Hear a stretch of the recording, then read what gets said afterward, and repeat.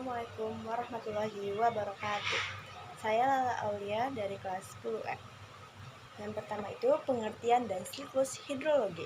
Pengertian hidrosfer, ilmu yang mempelajari tentang air yang ada di permukaan bumi. Siklus hidrologi, siklus atau perjalanan air di permukaan bumi secara kontinu. Yang pertama itu ada evaporasi, penguapan oleh sinar matahari seperti laut, sungai, danau, dan sebagainya.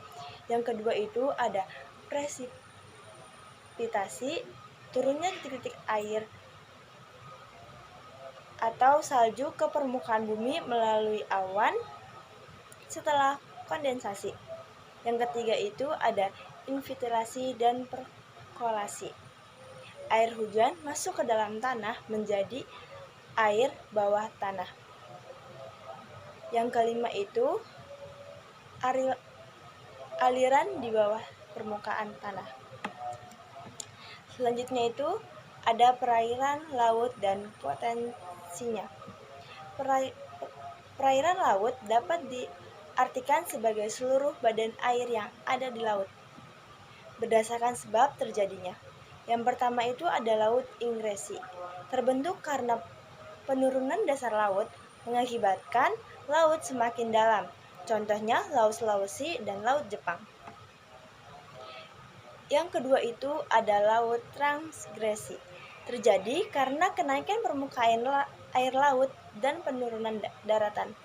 Laut mengalami perluasan, contohnya Laut Arafuru dan Laut Jawa. Yang ketiga itu ada laut regresi, terbentuk melalui proses sedimentasi lumpur daratan yang masuk ke laut akibat erosi, contohnya daratan Sahul.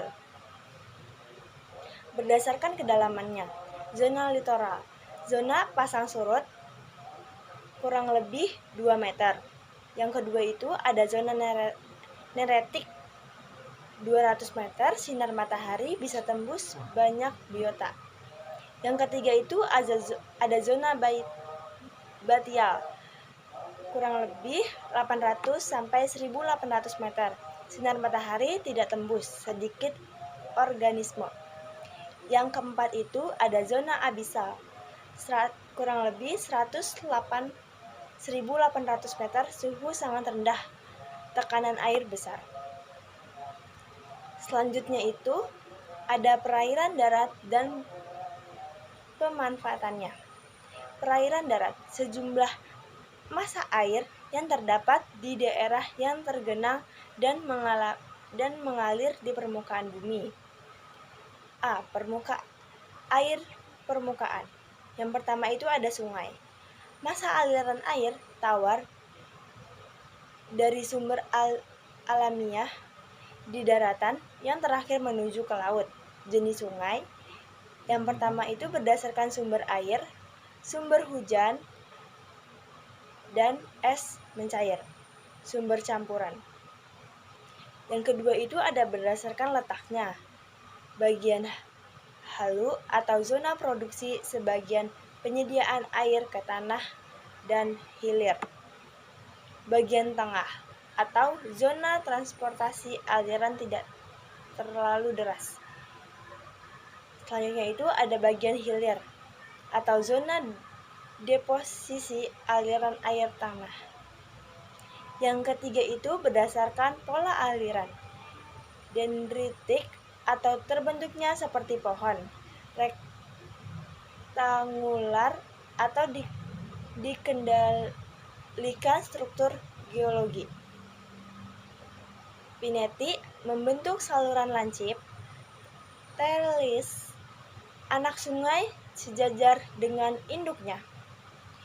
Anular, sungai utara melingkar dengan anak sungai. Paralel, terbentuk dari lereng curam atau terjal. Radial, sentrifugal atau arah aliran menyebar secara radial. Selanjutnya itu ada sentripetal atau aliran sungai mengalir ke cengkungan. Selanjutnya itu ada manfaat sungai. Yang pertama itu sistem irigasi pertanian, yang kedua itu kebutuhan rumah tangga, yang ketiga itu jalur transportasi.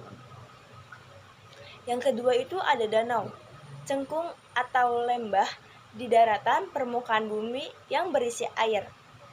Manfaat danau, yang pertama itu sistem irigasi pertanian, yang kedua itu tempat tambah perikanan, yang ketiga itu tempat berlangsungnya siklus hidup flora dan fauna.